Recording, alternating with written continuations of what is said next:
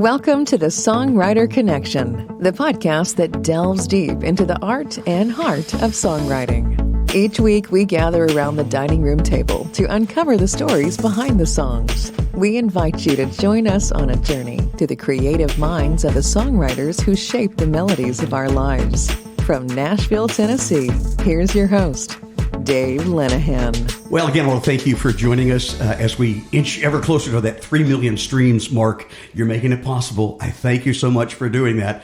We're going to call this episode 230, and I know sometimes we get out of whack, as Patty says, my wife, cattywampus. And the reason is because every now and then, we've already got them in the can, and we get a chance to get somebody like Henry Paul not too long ago from the Outlaws and Blackhawk, and so we have to mess with it sometimes. But we're going to call this episode 230. And if you're listening on the day it came out, it should be October 15th. I've got a really interesting, cool guy. He is deeply authentic, and we always preach about being your own artist, right? Your own thing. And he does blend the genres. He's a heartfelt you think I talk for a living? He's a heartfelt storyteller, blends rock, soul, and Americana, and with emotional lyrics. And it's just my kind of guy. It's Jer Gregg. Good to have you here. Thanks for coming. Hey, thank you so much. I really appreciate it. Thanks for having me. J-E-R is short for Jeremiah, right? Jeremiah, yeah. People ask me all the time, they're like, do you want Jeremiah or do you want Jer? How do you, And I say, I just always introduce myself. Hey, I'm Jeremiah. Yeah. Everybody calls me Jer. And I don't care. It really doesn't bother me one bit. When I was younger, it used to bother me. I didn't want to be a Jeremiah. It was either like a little boy or an old man is how I felt. Yeah. And now I'm like, I feel like a Jeremiah. And it came from your dad's favorite movie, Redford. Robert Redford, Jeremiah Johnson, where a guy was a Civil War deserter, wanted to go live in the mountains in a log cabin in the woods, and that's what I did. I grew up in a log cabin in a log cabin in the woods. Yeah. 200-year-old log cabin in the woods. Amazing. Yeah. Wow. They tore it down in southern Indiana, put it on a flatbed trailer, and took it up to Elwood, where I'm from, and kind of rebuilt the house over 2 years. My dad built it mostly himself with some friends, and I actually asked him not too long ago, I was like, who did you hire to do this and that? And he's like, I knew an electrical guy, and we did this, but me and your mom, we mudded these walls here. We did, there's mud between the logs. Wow. Yeah. They're like, we did this, we did that. It was pretty cool. How about in the winter? Was it cold or? So we don't, now they got central air in the house, and that didn't come until, I grew up without central air. Yeah. That was after I graduated high school. I don't think, and I graduated in 2002. And so somewhere around there was when they put central air in the house. But we had electric baseboard heat in a couple of rooms. Okay. But then Dad had two wood stoves in the house. One in the basement and one in the kind of kitchen main area of the home there. That's what I was picturing. Wood stove. Yeah. It's right there. It's right as soon as you walk in the house, and at the bottom of the staircase to go upstairs. And there's a wood stove, and that's primary source of heat for the home. Did you have brothers and sisters? I had one brother. One brother. He's how old is Noah? Noah is 42, about to be 43. Got two little girls. Wow. They live in. I guess you're kind of close in age. Yeah. We were only a year apart in school too. Wow. So he was 1 year ahead of me, and Mom and Dad said I really wanted to go to school when my brother went to school. So then they sent me in the next year because I wouldn't shut up about it, and they figured, well, if he doesn't do well, we'll just hold him back, because my birthday's in late summer. Yeah, so mine too. When I graduated, I turned 17. I was 17 when I graduated, and I turned 18 maybe a month before I started college. So, and I say college, air quotes, I was at tech school, but wow. But we were really close. And you're still close. Huh? Yeah. He helps you in the business? What's that? He helps you with the business? He does. He's a creative director. And so he's been making, Noah and I, we played music together growing up, and he played guitar first, and then I got a guitar, and then we were playing in bands. So we both played guitar in a couple bands together. And then eventually I had to switch to, hey, I need a bass player. We got a shortage. There's a dry spell here in Indiana. And so he's like, well, I'll play bass. So then he started playing bass guitar. And bass shortage in Indiana. Yeah, he just wanted to help his little brother out. And And then he would do all the artwork, all the posters, that's great. He's done every single, album cover, poster, everything. That's all my brother does, all of that stuff. And he's phenomenal. That's great. And his resume past that is incredible. Like, he did all of the artwork for the 100th running of the Indianapolis 500. No kidding. All of that. Yeah. Wow. And he's got just amazing stuff all over, That's great.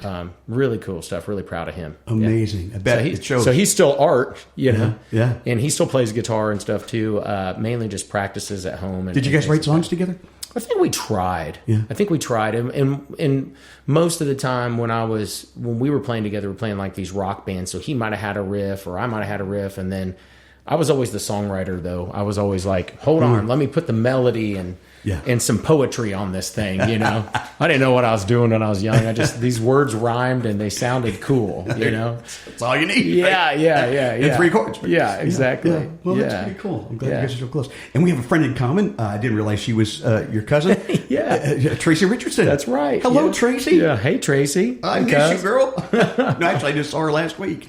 Yeah, she's amazing. wonderful. Yeah. She's so talented and has been on this podcast. That's incredible. Great story. Now she's down here, playing, writing and playing music and stuff. I love that. I think it's great. And I do too. It's cool. She's very talented. It's really cool to see that, especially my shoes being down here almost 18 years and no family lives here. And this is I got family here now. You do. Holy cow. That's right. It's been a long time coming. But she's doing what she wants to do, and I think that's huge. She got to a point in her life, she was like, I might as well move to Nashville. I said, yeah, you might as well move to Nashville. What else? Our stories are very similar. It's the same thing with my wife and Patty. Yeah. You're married, right? I'm married, yeah. Kids? No kids, 3 dogs. 3 dogs? Well, 3 dogs, married. We got married in What's your wife? June. June? No. We got married in June. In June. June 2023. Is that right? Because we're in 25, so just a little over 2 years. You better not forget that. Oh my God! Yeah, What's her name? Gabrielle. Awesome, beautiful name. Yes, she's a scientist. Oh wow! And she's a hot nerd, is what I tell everybody. She's a hot nerd. Wow! So I struck gold there, and she's a singer too, and she helped me write. She helped me write "I'm a Dog." Good. And we're going to hear that just a little bit. You can play for us live, right? Yeah, I'll play. That's your single. That's a single that just come out. Yeah. And so she was actually singing and doing show choir and doing all that stuff. She did. She was on a Latin dance team when she was in college, and she loves art and everything. Howdy. There's my wife, Patty. Howdy. And so she's still very artistic as well, and she sings around the house a lot and stuff like that. So. Right. Oh wow. Yeah. You guys could do a duet someday. I don't know. We play around the house sometimes. I'm like, hey, sing this song with me. I saw a video, and I think it was on, might have been Instagram or something. Mm-hmm. I think you were at, I want to say, if I had to guess, it would be Whiskey Jam. Yeah. And you sang a song for your wife. Yeah. Yeah. It's called I Got You. Yeah. I Got You. Yeah. I've heard that. Yeah. Hopefully you'll play that later. Okay. But I want to hear the dog song. Pick up that. You got this gorgeous Gibson J45. Yeah. And this is vintage. This is real vintage. Real quick, tell us about that guitar.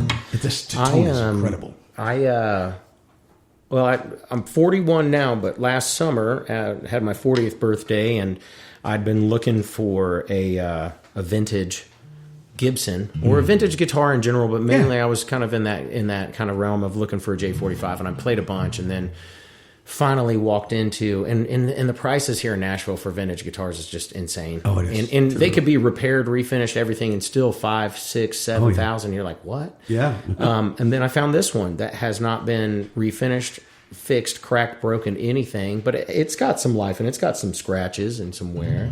And I picked it up. And they have the Gibsons have the Murphy Labs, right, where they're aged. Right. And then they had a brand new, so they had a 24 J45. They had a Murphy Labs 2024 J45, and then they had a 1967 J45. So I played all 3 of them, and the brand new guitars sound like a brand new guitar. Yeah. Felt like a brand new guitar. The Murphy Lab sounded and played incredible, which is why it was twice the price, And then I picked up the 67 J45, this one, and I was like, whoa, this sounds like the Murphy's Lab, because it is. That Murphy Lab stuff that they do is incredible. I just can't imagine. It still had a little bit of that brightness of what a brand new guitar was, and I was like... Still thinking it's a tree. It was actually... it was actually more expensive to buy the Murphy Lab than it was to buy the vintage one. Oh. And I didn't try to wheel and deal with that, because once I got a hold of the vintage one, I was like, yeah, that's the one I want. It's absolutely beautiful. So it is a beautiful guitar. It sounds fantastic. Yeah. Tell us about this new song. Okay, so I'm a dog. I'm a dog. You're a dog guy. We got 3 dogs. 3 dogs. And we got 3 dogs, and this was during COVID time, so we were living off of First Avenue down here in Nashville at a little apartment, and Gabrielle and I were just dating, but she had moved in with me, and we had an awesome view of downtown Nashville. It was one of the coolest apartments I had, and I came about it on accident, actually, because I lost my home during the tornado in 2020. Oh boy! So I lived in Germantown when the tornado came through and wrecked our apartment building. Wow! And so found this place, ended up being better than what I had before, and we had a little cocktail table right by the window, and I was just playing my guitar in the morning, having coffee, no job, nothing else to do, and we had 2 dogs at the time, and they were on the couch, and Gabrielle goes, "How do you write a song?" And I go like this. And it was really just like this. I mean, I think I spit out most of the first verse. I said, "Hey, I'm a dog. Got my nap at 3 and my phone at 5. Great line. All I really want to do is go outside. I dig a little dirt to pass the time, and it ain't no crime." And that was how I started the song. And she goes, "Did you just write that?" And I said, "Yeah." And so we started working on the song, and then she helped me with some lyrics on the next part, and that was how the song came about. So I'll Keep finish it going, man. I'm loving it. Hey, I'm a dog. I got pretty good at chasing tail. I let my mama know when we get some mail. Yeah. And she's a little scared of my bark. Oh, well, see, I protect this house. So many things to do, so many bones to chew, that's right. Yeah, I'm gonna walk with you. Yeah, I'm good at talking to everyone that's passing by. I'm a dog. Gotta sniff out the bad right along with the good. I steal a few hearts like you know I would. And all the ladies love me in my neighborhood, just as they should. So many tricks to do, so many bones to chew, that's right. Yeah, I wanna part you. Yeah, I want some chicken too, almost every single night. Hey, I'm a dog. Hey, I'm a dog. Alright. Woof, woof, rough, rough. I chew until I bite. Give me a little love and I'll be happy all night. Woof, woof, rough, rough. I'm rolling in the dirt, getting a little muddy, cause you know I love the earth. Woof, woof, rough, rough. I'm rolling till I bite. Give me a little love and I'll be happy all night. Woof, woof, rough, rough. I'm rolling in the dirt, getting a little muddy, cause you know I love the earth. Oh. I'm a dog. Hey, I'm a dog. Hey, I'm a dog. Hey, I'm a dog. Yeah, yeah, yeah. Yeah, yeah, yeah, yeah, yeah. Woo! Oh, yeah, yeah, yeah, yeah.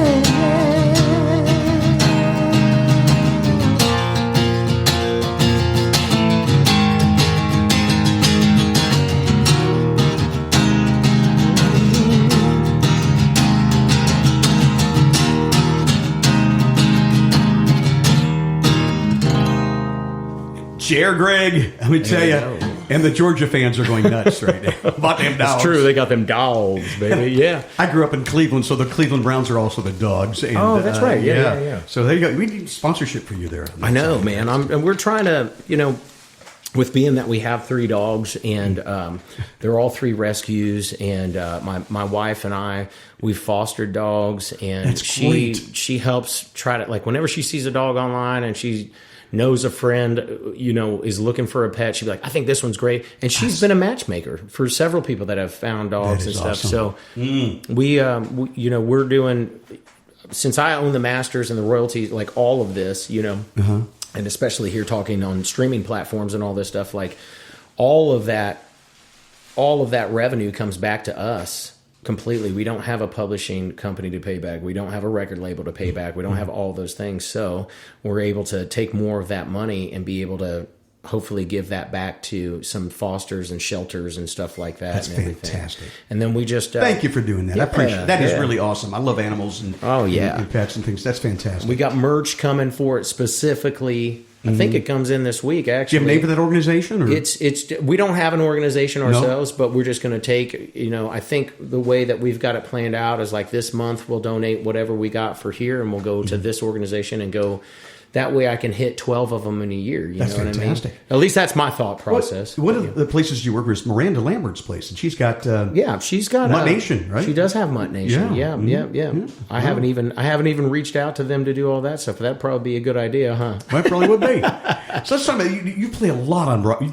You've done the Broadway thing. Yeah. And that's a grind. That can be grueling. It can be. It can be. I mean, especially for people that if you put it on yourself and you go, this is all that I want to do, and I just want to be a professional musician, and I want to do X, Y, and Z, then it can be. But you got to look at it as a job. That is your 9 to 5. You really have to. That's your cubicle that you walk into, and you got to respect it. And I was living a wild and crazy young life where I went in and I didn't have, this was back in the day where we had real amplifiers on stage and we had floor wedges, and now it's all amp simulators and it's in-ear monitors, and your hearing and your vocal health are a lot better. Different game.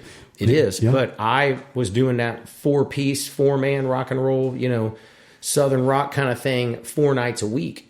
And eventually I ended up blowing out my voice in 2014. I read about that. Yeah. And that has been a journey in itself. But as that can be a grind, and especially if you put yourself in a bad place and letting it be a grind. And that's what I did. And that's what I try to not let people do anymore. We've talked about that a little bit in the past, about taking care of your voice, your instrument, and you can. I mean, if you're playing 3-4 shows a day, and a lot of screaming and, you're talking every day, and talking's worse on your voice than singing is. Oh, absolutely. Yeah. And and the thing that we've always said, when young artists come in, they talk, and I tell them, if you do that Broadway thing, be careful of that. But your one thing about performing on Broadway is you learn how to hone your craft. And and the craft I'm talking about is not particularly song. I'm talking about entertaining. You have to 100%. Entertain. 100%. If you're not entertaining, they'll walk out of that bar or go to the next one, right? Exactly. So you've got to grab that audience. Exactly. And you do. I've seen some of your stuff. Yeah, thank you. Oh, my God, your shows are incredible. Thank you. Yeah. That's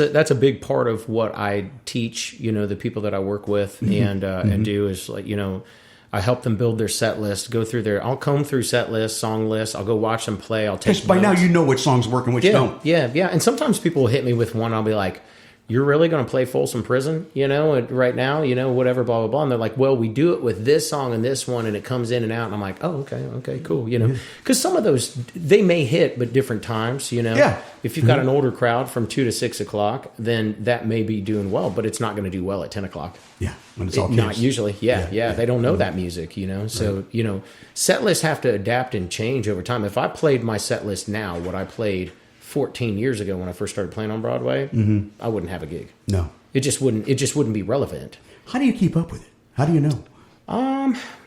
You watch trends. I stay, because I love songs, no matter what they are. I love rock, I love country, I love pop music, I love R&B, I love everything. You gotta love it all. Yeah, I just love a good song. And, when I listen to that music and I try to stay relevant on what's going on, I do have my go-tos, my AC/DC, Lenny Kravitz, John Mellencamp, Tom Petty, for crying out loud, You got one that never fails? What's that? You have one that never fails. Yeah. You pull that up, you're like, oh, these are great. You know what I mean? Yeah. But then when you're trying to get into new music, you know, that is a big thing. And seeing what reacts to the crowd. Honestly, the big thing that I do is I like to go watch the DJ sets, because the DJs will play newer music, and then you'll see what they're playing. And if it hits, then think about doing that song with a full band. Yeah. Because if it's hitting at a DJ set, then it's going to hit with a band and 4 people playing it, 5 people playing it. You are so right. You know, I did that for a long time. Yeah. Getting myself through, working in radio to supplement that income. I would DJ. Yeah. And mostly I did weddings and parties, but soon clubs. And here's the thing. What I learned real quick was which songs work and which ones don't. And you got to know when to pivot. Like if the song's crashing, get out of it soon, you know? Exactly. 3 minutes can ruin a room fast. It sure can. So is that the same thing when you're playing live on stage? If you're seeing they're not happening, will you... If it's really bad, I'll get on the talkback mic. And for those listening that don't know what a talkback mic is, it's just a microphone on stage that only goes to the band members in their in-ear monitors. And so you can tell them like, hey, let's bail out after this chorus. Let's go into this or whatever. We're already in G. Let's go into whatever this song is that's in G or D or whatever, you know. And that's how you do it. You have to constantly be watching and reading the room. And I remember specifically one time, this song is huge, and it had just had a huge resurgence from Instagram and TikTok, probably just a few years ago. But it was "Dreams" Fleetwood Mac, right? Yeah. Massive song, right? And people started hearing it, and they're listening to it, and we got a request for it, and it was prime time. It was sometime between 8 and 10 o'clock, and so that's a slow song, and that was the thing is like, the co-front, my female co-front that I was working with at the time, she was like, I really want to play a song. It's one of my favorite songs. And I'm like, yeah, but it's going to run the room out. And she's like, no, it'll be fine. I said, well, that song's 5 minutes long. It's a long favorite song of yours. And it's going to run the room out. But they got like a $20 request for it. She was all about it. I go, okay, well, listen, whatever. I don't want to stifle your money, your creativity. I'm going to walk off stage on this one. I'm going to go use the restroom and I'll come back. 3 minutes into that song, the crowd was gone. Everybody was back at the bar ordering drinks because they heard the first part that they liked. They heard the first chorus, but it wasn't hitting them in the chest. It wasn't making them dance and buy alcohol and move and do those things. That is what your job is to do down there. Exactly. That's the job. So even that song being a massive song, it just... If it was mashed up with a different song or did something somewhere else that was maybe a little higher energy, where you can take the chorus of that song and put it on something else, and it wows the crowd, it throws them off, that's cool. But if you're just playing the song as is, and it's not a really up-tempo song, and you're playing it at prime time, you're going to watch those crowds go down and stuff. So it really does depend. Yeah, I guess. And I imagine there's a time and place for that. There's a time and place. Ballad, yeah, right? Yeah. You got to sneak them in every now and then. Every once in a while. Yeah. And honestly, I think slow dance, Billy Brooke. Yeah, I said this earlier about Folsom Prison playing those at different times. There's different time sets on Broadway. Normally it's usually like this: 10 a.m. to 2 p.m., 2 p.m. to 6 p.m., 6 p.m. to 10 p.m., 10 p.m. to 2 a.m. So 10 to 2, 2 to 6, 6 to 10, 10 to 2. That's how they run. Most of the places, and that's how a lot of my clubs run. And so you book for, and I want to mention that you do book for a lot of the... I do, I do... I'm a director of entertainment for TC Restaurant Group. Okay, and they own... We've got Jason Aldean's, Luke Bryan's, Miranda Lambert's Casa Rosa, Lainey Wilson's, Morgan Wallen's, and then we just opened Post Malone's, Posties. Posties. Yeah, and then I also... Sounds like a breakfast cereal. Posties. The new neon we just got, it looks like something off of the Hook movie with Peter Pan, like the font or whatever. We're all laughing about, but that's funny. It's interesting. But then we got Jason Aldean's in Gatlinburg and Jason Aldean's in Vegas, and I got a team over there that kind of helps me with the Vegas location and stuff. But fantastic. But we've got all those, yeah. Live music everywhere. So you hire the people that play. What do you look for? Is there an audition process? Yes and no. I kind of have some, safety measures put in place. I don't normally hire anybody brand new and put them right on stage and do whatever. We have a lot of standards that we like to do things differently than anybody else on Broadway. We don't, there's a lot of people that get paid less money but they're able to walk around with their tip jar and ask people, hey, you got any requests, and kind of shove that tip jar in their face. And we don't do that. We don't allow people to walk around with the tip jars and always do hated that. I'm glad exactly. I hated it as an entertainer. Yeah. I didn't want to ask anybody for money for the job that I was doing. I just wanted to do a damn good job. Yeah. That's all I wanted to do. And if you appreciate it, you want to leave a little tip. And Great. then, Love it. that worked out in my favor over the years, because then I was able to start working up what they call base pay, a better base pay. And then, our company, I spent $12 million on entertainer salaries last year alone. Wow. 12 million. I booked 19,000 shows last year. Isn't that something? So we're spending money. We're spending money on those people. And then a lot of our venues have the big LED walls. Oh, yeah. And we put up their name and the logo and their QR code so they can, find out more about them, tip the band, do all that. But fabulous. But yeah, so that's kind of the day job, if you will. So I'm always constantly around music all day, every day. Here's the question. Okay. From all of that, in all the stage performances that you do, the people that you hire, the song lists that you put together, how has that affected your writing? It can stifle it. If you're solely focused on just developing your show or working on your show or your songs there on your show, you can be creatively depleted by the time you come home, right? And you got off stage. I'll tell you what, I play one day a week. It's part of my job. I play one day a week. I put on a high energy, really awesome party, rock and roll, rock and country show, very interactive with the crowd, everything. I burn about 3,000 calories a show. No lie. Wow. Fitness trackers, everything. And I've done you're working it. Working it. Yeah. 3,000 calories. My average heart rate's 140 BPM. It peaks around 190. And I'm an athlete. You're an athlete when you're up there. But when you come home, you are done. You are done. Shut up. Don't talk. Don't sing. Don't do anything. You just want to rest and relax like an athlete would, steam your voice, go take an Epsom salt bath, rest, eat, replenish your body from the nutrients that you lost doing all that. By then, your creative juices are gone, usually. Now, some people might still I'll usually pick up a guitar if I get home after a gig. I'll usually be amped up for a few hours and I'll be watching TV and I'll just be like, just trying to come up with a little riff and just keep my mind going. But I don't, it can definitely affect your creativity if you're doing that too much, because that's a full-time job when you're putting that time into it, And so, when you do have time to sit down and write a song, you kind of know in your mind the vibe that you're after and what's going to work. Sometimes. Yeah. So sometimes we just got to play these things until they just fall out of us, Yeah, that's true too. Yeah, I love the fact that the dog song started with Honey. How do you write a song? How do you write a song? I guess it was almost a challenge, right? Absolutely.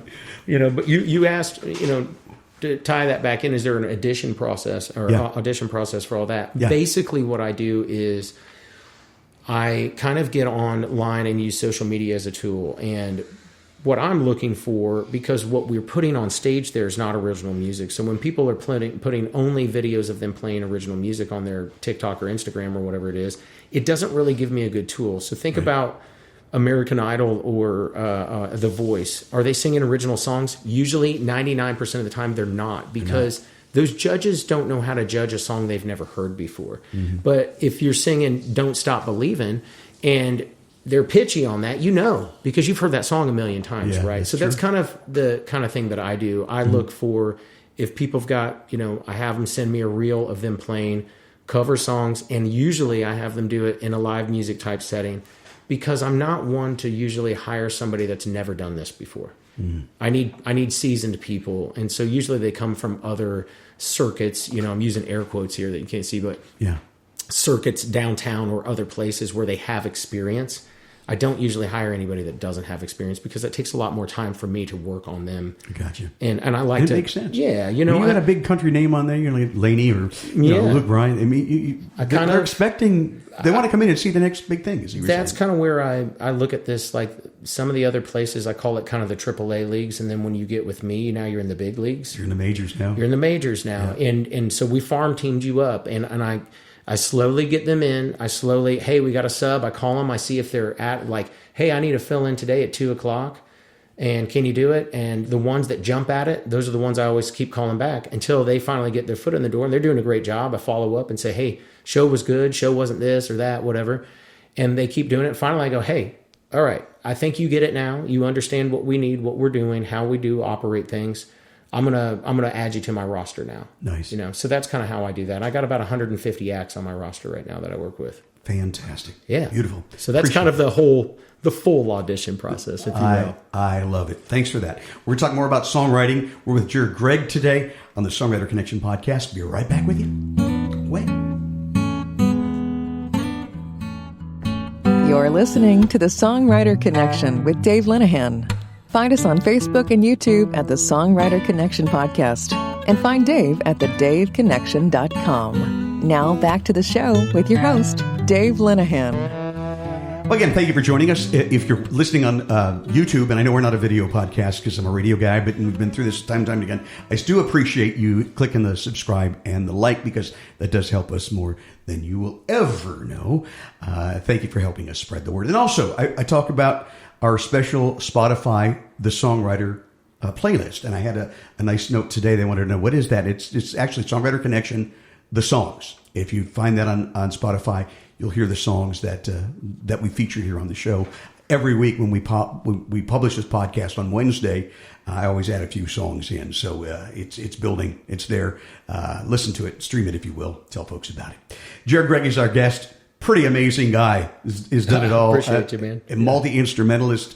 You did road manager. You've done production. You've done the whole thing. You checked all the boxes. I did a lot, and it was out of necessity. I lost my voice. I had a tragic, vocal injury in 2014 and lost my voice. And did you lose it completely? Yeah, I had that happen one time in my radio career. It was scary.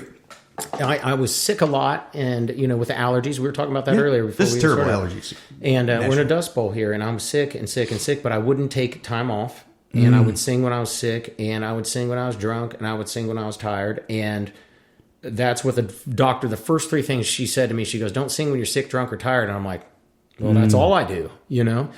And eventually I went from sounding great in May, and then from like May to July, it just went straight downhill, and in July it just stopped working. I was literally went to hit a note and nothing came out, nothing at all. That's scary. And we were only halfway through the gig. So my drummer had to fly in and he was singing choruses while I was trying to spit out the verses. Ended up having to go to Vanderbilt Voice Clinic. They scoped me and they said, your throat and your vocal cords are so inflamed that we can't even see what's wrong. So you need to go on a month's vocal rest, complete 30 days, nothing.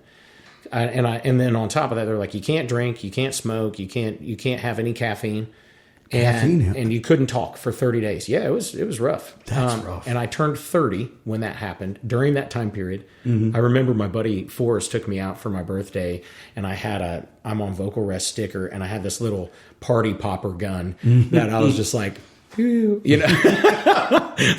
couldn't even drink. I couldn't do anything. I was just like, he just really wanted me to go out, But anyways, I was like, man, this is rough. And then they scoped me, and they saw these leaky blood vessels. They saw this hemorrhaging in my vocal cords.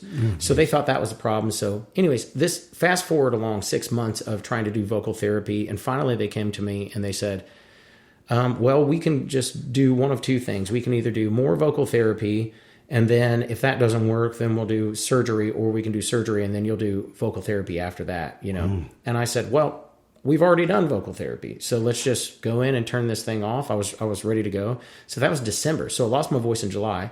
December of 2014, I went in under the knife. They told me after that it was a long procedure, and my mom was kind of worried, actually. She was like, it was a lot longer than we thought. Well, it turned out I had a vocal cord, I had a polyp that grew backwards on my vocal cord. Ooh. So when they scope, they can only see down. Right. And so they couldn't see the problem up there because it was underneath. So then they went in, they cut it open, they pulled out all the junk. They said it basically equated it to a grape, like the inside of a grape. Oh my goodness. Pulling that stuff out. And then I had this saggy skin. So then they had to trim the skin off, and then the vocal cord basically is curved here and had to grow back out straight. Oh, so I tell people I have an 11-year-old vocal cord and a 41-year-old vocal cord. Oh my goodness. And my voice cracks sometimes. Did it take a while to get it back? I mean, yeah. You had to learn how to sing again? I had to learn how to talk. Talk again. And then after I had that surgery, I couldn't talk for another 30 days. So in 6 months, I was completely silent for 60 days out of 6 months that year. I don't know how you do that. It was wild. That's crazy. It was an eat, pray, love year. Eat, pray, love. I mean, I didn't drink alcohol for 6 months. I, went and worked out a lot and tried to get healthy. Got the guns, brother. I'm telling you. Yeah. But yeah, I was like, I needed to take care of this. So out of necessity, getting into that, I turned into, well, I'll be a guitar player. I'll play utility. I'll write songs with people. And then I started tour managing because I had all of these abilities of just organization and stuff like that. And then that was just how all of these things picked up out of necessity. I admire you for that. I mean, when you all of a sudden when you're faced with something like that, something that you love and that some of us take for granted that we can talk every day, and you're forced to all this introspective look at yourself, and you have to go deep. And sometimes it's there for a reason. You're given that challenge to overcome, and takes you to a new place. Yeah, so, it took a while. It took a while to understand it, and I remember the conversation after this, like before I decided to go gung ho and I'm going to fix this. My mom said, "Okay, well, are you ready to come home now? Like, are you done? Like, if your voice doesn't work," and a switch hit in my brain. And I was like, "Absolutely not. Nope. I'm putting my foot down now. Now I'm going to fix this shit." You know what I mean? And so that was the moment, and she wasn't doing it out of spite or anything. She just wanted to know how to take care of her son. That was it. It wasn't meant to be malicious or anything. And it was kind of the kick in the ass that I needed to keep, going forward for it, and so I did. And then years later, when I was feeling bad about my voice, because it's taken me many, many years to get back to where I am now, and which is not the same voice. I have a different voice now, completely different voice. And there's remnants or, memories. There's ghosts in my voice that sound like what I used to sound like, but it is a different voice now. But I'm a different human being too. Yes, you are. And my wife really helped me pull that out of me. Yeah. And she was like, "You do this. You're not just that. You're not just a singer. You are all of these things." And God bless her. Sometimes it just takes a good woman to pull all that stuff out of you. Another song idea. Yeah.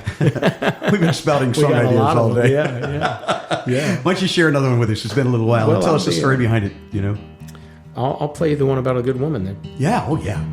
So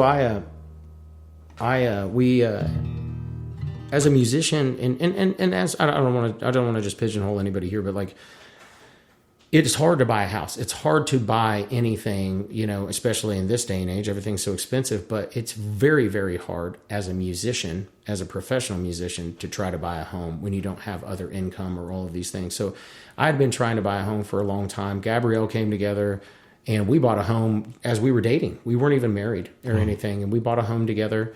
And it was a true partnership. I had the money set aside. She had the job on paper. We were able to do it together, That's great. So 15 years of living in Nashville at that time, finally bought some dirt, And That's so awesome. Then we're walking around the house and our first home, and there was nothing in it. And I had my grandpa's old 1930s, little parlor guitar I walk around and carry. And I was just playing this little riff. And it was almost like I'm a dog. I just started singing the first verse. And she goes, who wrote that song? I said, I did right now.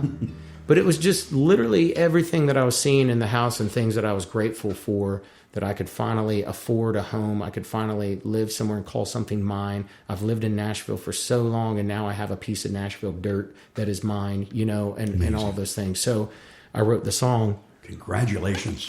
That's big. I wrote that song for her, and it just kind of tells the little story. It's a fun one.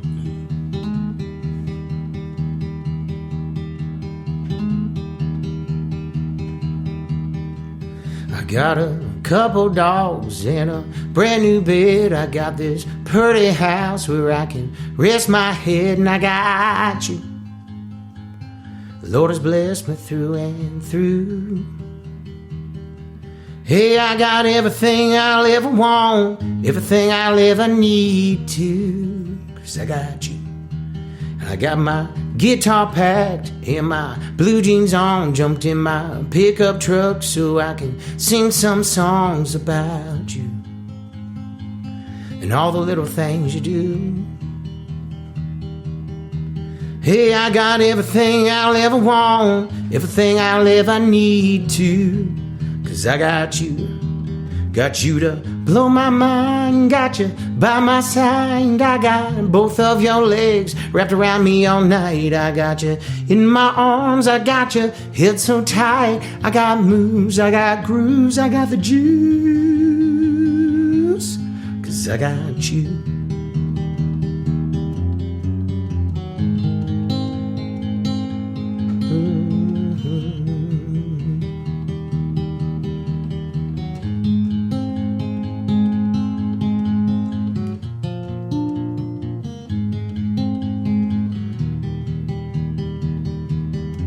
Got you to blow my mind, got you by my side. I got both of your legs wrapped around me all night. I got you in my arms, I got you held so tight. I got moves, I got grooves, I got the juice, 'cause I got you.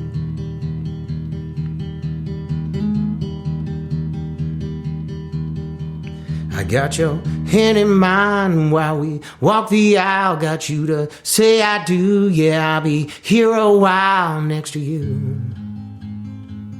For eternity, it's true.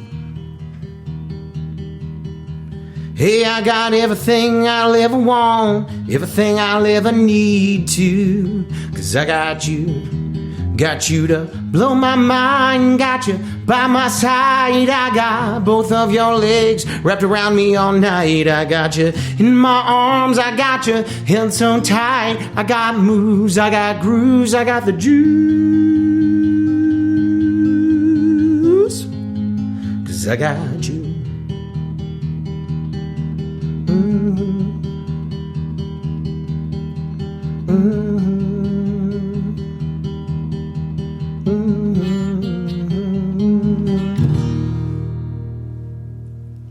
Jeremiah Gregg, Jer Gregg, Jer Gregg. Yes, great song. That's I Got You. Yeah, I got you. It just kind of fell out like that. You know, the first verse, I got a couple dogs and a brand new bed. I got this pretty house where I can rest my head, and I got you. Wow, that was it. And I just don't you love when that happens? Yeah, just flows right out. That's the magic of it. I think sometimes it's. I don't know where I heard it, but I heard it somewhere, and somebody said, you know, like, songwriters, you don't really know where it comes from sometimes, and you just have to act on it, and it has to go, and you're just the vessel to get it out. You know, agree. You're just it's the so vessel, true. and you don't know what it. So I was singing part of that song, and I had shown some friends, and when I got to the part, I got the juice, and a couple people were like, "I got the juice. What does that mean? I wouldn't do that, or I'd go here with this, or I'd do that." You know, everybody's always tossing out an idea, and I was like, it was the one time that I was just like, nah, I don't want to change that. That was, she gives me the juice, baby. You know, like she makes me feel good. You know, like I was like, I don't want to take that away from this song. And so, you know, I shyly put it away. I was like, oh, let's work on something else, you know? And then I ended up finishing the song, you know, by myself. And when I play it for people, like, damn, I love that song. And I'm like, I didn't change that part you told me to. You know?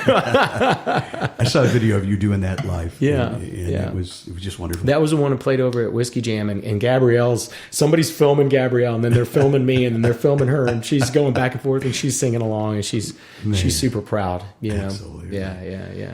You know, sometimes I've heard it said a lot, like you're the vessel, and sometimes you just got to get away from it. Yeah. And it pours through. That's why, you know, we talk about the process a lot. Yeah. And I know guys that they'll say, don't you dare pick up that guitar until we get this lyric, you know, down. And I know one guy was a big hit writer, was a mentor of mine. Yeah. He would say the same thing, is I don't want the melody getting away of what I'm trying to say. So he did all the lyrics. Now I don't say that's how you do it. There's a different. Every song. Everybody's got a different flow. I've done it both ways. Yeah. But for me, what works best, if I hear that melody, and I have that melody in my, and sometimes I'll just say, hey, play that melody again. Keep playing it. Keep playing it. Keep lifting it. Yeah. Sometimes the melody speaks to you. The velocity of that melody. Yeah. And you hear that, and the lyric comes out. Yeah. And so many times, like you just demonstrated twice on this show how it just popped out. You started playing that, and boom. Sometimes that's the best thing, is to just immediately, I've noticed recently, even writing, I'm like, what does my body tell me that I want to do right now? What is my soul telling me that I want to do right now? What is my voice going to do right now if I just put it out there, you know? And there's a song I just started writing. I just finished it, and it was killing me because the timing was 6/8, and I was, it's great, a waltz, man. And I was just like, I couldn't figure out the melody because I was too worried about the counter melody on it. I was just fighting myself. So finally I just kind of like, instead of picking the thing, I played it as softly as I could. So I didn't have to worry about it anymore. Instead of like this. So now try to pull that melody up. There's too many things going on. Exactly. Yeah. So I dumbed it down and I was like, 7:34, walking to the door. I've said goodbye about 1,000,000 times or more. But there was the part of that, the verse though, I love that. But singing and playing it, sometimes you can get there. It takes practice. But when you're writing the song, it's almost just dumb it down and let it happen however it came out. And when I heard 100%. That, and then later you work it up when you're going to play it. You work it up when you play it. Yeah. And how you want to do that live is another story. Maybe it's 3 different keys, I mean, until you figure out what fits you. But your cousin and I wrote a song with 5 key changes. Oh my God, it was crazy. Oh my! We wanted every verse. We changed. If you don't like the song in this key, you're going to love it in that one. Exactly. But it told the story, with each which is cool. You're stepping through and all, and you're using that. We had so much fun with it. And you're doing that is you're telling the story, but also with the music. The music's pushing you into another room. It's pushing you into that room now. Now tell the rest of the story over here. That's cool. I love that. Yeah. Ask her about it when you see her. I will. It was so much fun to write. Yeah. Don't you love that happens like that? I love it. Yeah. The other thing you talked about that I think sometimes you get that melody going, and you a lot of times it starts with a melody with me. Yeah. You've got this beautiful progression, this beautiful melody. You hear it in your head, and you get any words. What's it saying? What's it saying? You said you looked around and you saw this and you saw that, and you saw the dogs and you saw the house. And sometimes just looking around the room, there's things that that can help you write. I remember one time I was sitting with my buddy Brent Cobb, and your buddy is Brent Cobb. Yeah, I met Brent. Was one of the first friends I made when I moved down here. There was if you don't know him, Google him. He's a phenomenal songwriter. He's amazing. And we just had this ragtag bunch of hillbillies here, and and that's who I ran into, and that's who I ran with. I ran with a guy named Scotch. Scotch Taylor was the guy that put us all together. He had worked at a place called Paradise Park and at Crossroads. It's now Garth Brooks' place. It is, Friends of Low Place. And then he'd worked at Crossroads and stuff, and we all just, that was kind of where all the degenerates went back in around 2008 and 2009 and stuff. That's where we lived. $6 pitchers of beer, and it was 2-for-1s on Tuesdays for $6. Hell, hey, we're poor, So, running around with these guys. And I remember one time Brent talking about it, and he's like, can we just write somewhere by a window? I just want to look out the window. And I was like, damn, that made a lot of sense, because especially that was my first intro to co-writing. I didn't understand how to co-write. It took me several years to really feel comfortable with it. I'm very much... I noticed on your Spotify playlist a lot of solo writes. Yeah. I write a lot by myself. I write a lot for other people, but sometimes I don't connect with those songs that I want to sing it. So I will... Same here. I'll write one for you, and I'll come home and I'll write one for me. Yeah. And that's how a lot of these songs develop. But in anyways, I was just like... Oh, that made me, it gave me something I can look out and see, and you can see the grass and it's green, and, like maybe I can hear that street sign, or what the smell is down the road, or what, I heard some kids playing, and that just sparks all of these other things that you can color the lyrics with. And, it was definitely learning school. I mean, I came down here and I didn't know what I was going to do. I just knew I wanted to play music, and I knew that I could sing good, and I thought I had some cool songs. And then I got down here to the majors. And I had to really figure it out, and do all that. And I'm a different songwriter, and I think that's what's cool about songwriters. Everybody's got their own thing. Yeah. And that's your uniqueness is what makes you. That's true. It really is. It's true. Yeah. So I want to hear another song, but there's a couple other things I want to talk about real quick. You've got a chance to really, what I call living the dream. You got to see a lot of the world with your music. UK, Australia, amazing experiences. Huh? Yeah, I loved it. I haven't toured over there in a long time. And hopefully maybe I can go back with this record and stuff. But hope you do. After taking a lot of time off, and it was really good. It was a lot of fun. It's always fun to go play somewhere else and be the outsider in there, you usually get treated better. And that was something we were talking about earlier. It's like sometimes people here in America don't know what they have until it's gone, right? And that was Jimi Hendrix going to play in the UK and then coming back. That's right. Tom Petty going to the UK and coming back. Kings of Leon going to the UK and coming back. And tons of artists have done this over time. And you see that. Then once they're over there, they're like, well, what's going on? What got them? What are they doing so good that they got them across the pond over there? Yeah. And who knows? Maybe for me, it was just, mine was chasing love. I met a girl and I was supposed to go over there to go see this girl. And a day before I was supposed to go over there. Yeah. Yeah. And she told me she wasn't going to meet me. And so I ended up going there and staying in a hostel, took my guitar, stayed there for 4 days, got rip roaring drunk for 4 days in London, made friends. I got drunk as hell, walked in there, and the place that I played at had a stage, and it was after hours, and it was kind of a little local bar too that was at the bottom of this hostel. And I walked in and I was like, let me play my guitar over there, and they're like, shut up, get out of here, American.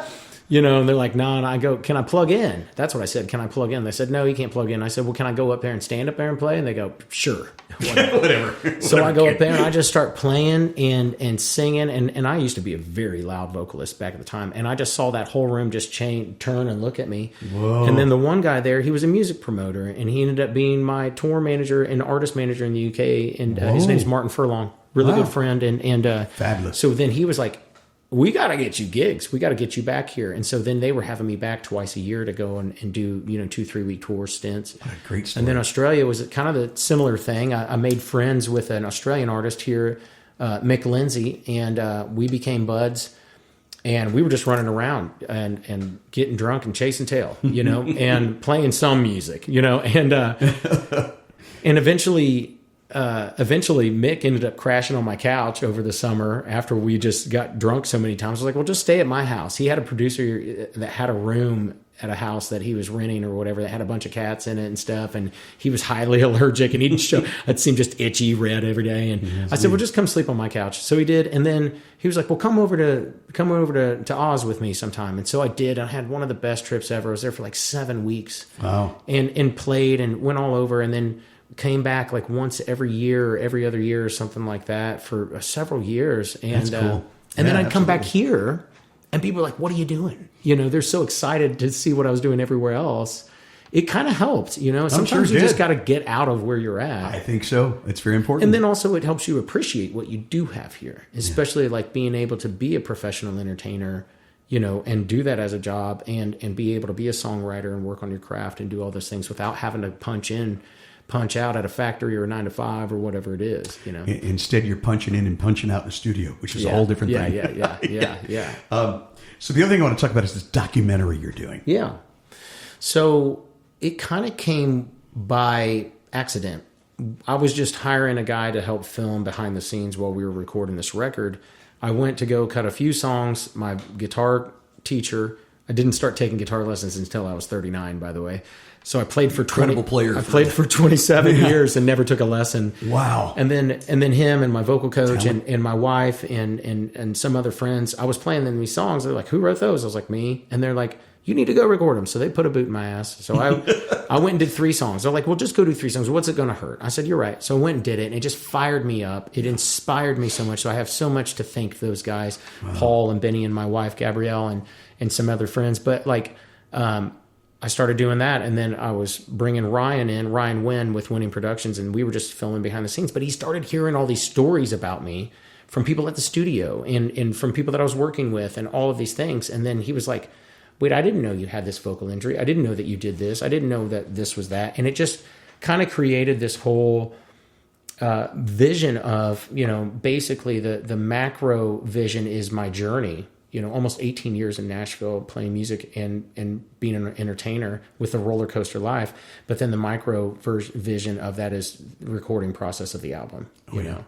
Yep. So that was kind of how that's come along. And we just got back from Indiana. I took a quick road trip to Indiana to go see my hometown and see my parents and do interviews with my parents and my brother and some other people that I knew in the town. See the dog shelter up there. But we went through and they also had they had my hometown festivals going on that same time too, which I haven't been to in 10 years. Yeah. I was walking through and we're filming some people had stopped me to, are you a YouTuber? I said, but it'll probably be on there. Somebody said, are you famous? And I hollered back, I go, more like infamous, you know? And we were just walking. And then I hear this, Jer, and I turn around and this guy comes up to me and he goes, hey, I just want to thank you what you're doing. And thanks for coming back to your hometown. And it was the mayor. What's the mayor? It was the mayor of my hometown. He'd come up and thanked me and shook my hand. And that's great. Man, it hit me like a ton of bricks. I'll bet. Because I had never really felt like I belonged in Indiana playing music and stuff like that, which is why I came down here, and I've been here for almost half my life. So to go back and feel that welcome, that warm hug of thanks for coming back. You're an inspiration to people here and all that. Man, absolutely. I'm getting teared up thinking about it. Yeah, tears, I'm like, damn, you know, like it meant a lot when he did that. So pretty cool. Pretty cool. Cool. Welcome home. Is there a name for that documentary? I don't know yet. We've been kind of working, toying some ideas around. One of the ideas was local rock star, something like that. Just something. I like that. But the record is going to be called Low Life, and that's that's a title track on the record. It's really cool. It's kind of like a grunge country kind of song, so the record's going to be called Low Grunge Life. Country, I love it. Yeah. It's very much how I grew up. From it, man. Play me something from it, will you? I got you. Trying to think what would be a good one for you. I might have to change the lyrics on a few. Damn. This one, I'll play you this one. It's called Let's Get Effed Up, but I'll sing it as Let's Get Messed Up. Because this is the next one that's coming out sometime in October, I believe. So it's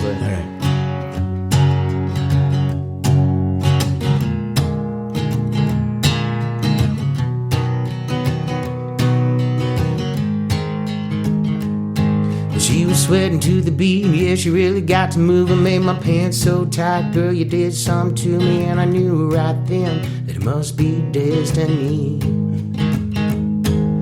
She took me by the hand and led me to the darkest corner, yeah, my heart was beating fast, and my legs had turned to rubber, pushed her lips to my ears. She said 4 words to me: let's get messed up. Let's go out on the town. We'll turn it up and we'll burn it down. Oh, we'll never go home.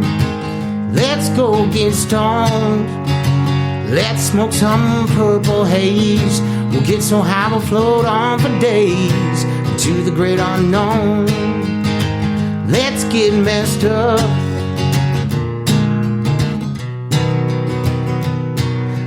Ma'am, I can't oblige, cause you got them green eyes. Want some custom earmuffs in the shape of your thigh. She said, boy, you'll have to wait to spark up something green. Girl, I like the way you think. Let's get messed up. Let's go out on the town. We'll turn it up and we'll burn it down. Oh, we'll never go home. Let's go get stoned.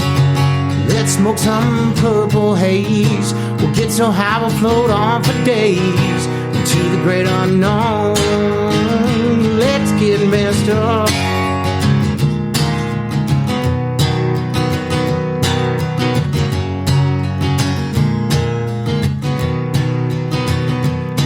She's laying by my side after that long high night. I said you blew my mind, but could you blow it twice? She said, wouldn't that just be nice? But first, let's get messed up. Let's go out on the town. We'll turn it up and we'll burn it down. Oh, we'll never go home. Let's go get stoned. Let's smoke some purple haze. We'll get so high we'll float on for days into the great unknown.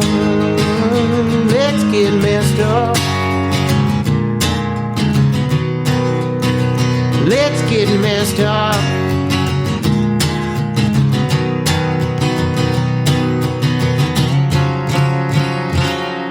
Yeah.